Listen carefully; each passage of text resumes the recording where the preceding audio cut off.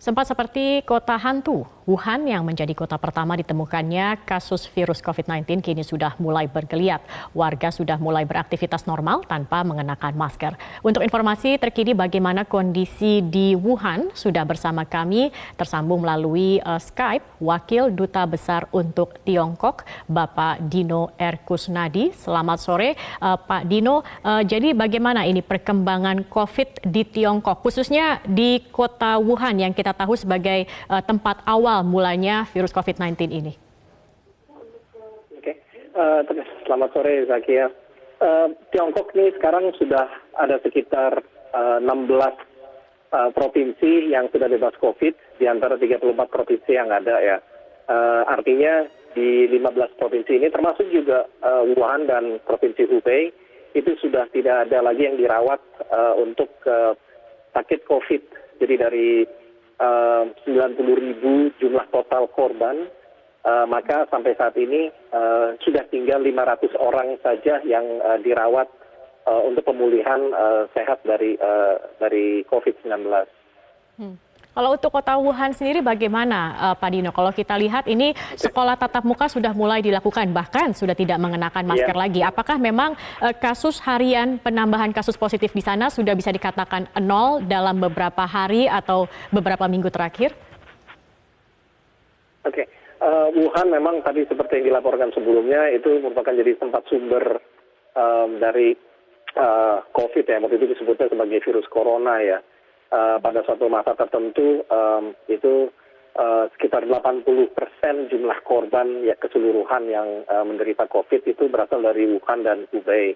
Tapi memang sejak April Wuhan dan Hubei itu sudah tidak ada lagi local infection, artinya penularan yang berasal dari domestik. Sementara masih ada satu atau dua itu yang berasal dari luar negeri.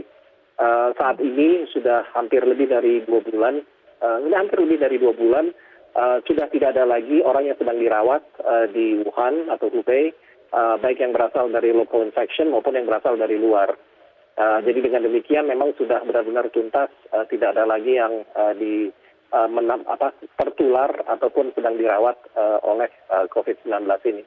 Baik, meski demikian tentunya harus diantisipasi begitu karena kita tidak boleh lengah terhadap COVID-19 ini. Pak Dino, apakah di Beijing atau di Tiongkok maksud kami, khususnya di kota Wuhan ini ada kebijakan-kebijakan dari pemerintah untuk mengantisipasi pencegahan kembali terjadinya penularan virus corona ini? Ya, memang puncaknya yang dari Tiongkok sendiri itu dilakukan pada bulan April ya. Bulan April itu dinyatakan sudah terkendali dan menguasai penyebaran sehingga tidak menguasai terhentinya penyebaran dari domestik. Namun yang saat ini diantisipasi sama pemerintah Tiongkok adalah infection yang berasal dari orang yang dari luar negeri. Nah untuk itu melihat bahwa memang Tiongkok itu tidak menutup pintu untuk datang orang luar negeri, tapi protokol-protokol kesehatan sama pengawasan yang dilakukan orang datang dari luar negeri itu sangat ketat. Salah satu contoh mungkin yang bisa dilakukan justru di Beijing. Bulan Juni lalu atau di akhir Mei itu sempat keluar infeksi baru atau outbreak yang kita juga semua sudah ketahui dari pasar Sifadi kan. Di situ memang pasar grosir itu ada penyebaran yang diduga berasal dari daging ikan dan menularkan kepada satu orang, dan ini cepat sekali menyebar hingga mencapai 200 orang.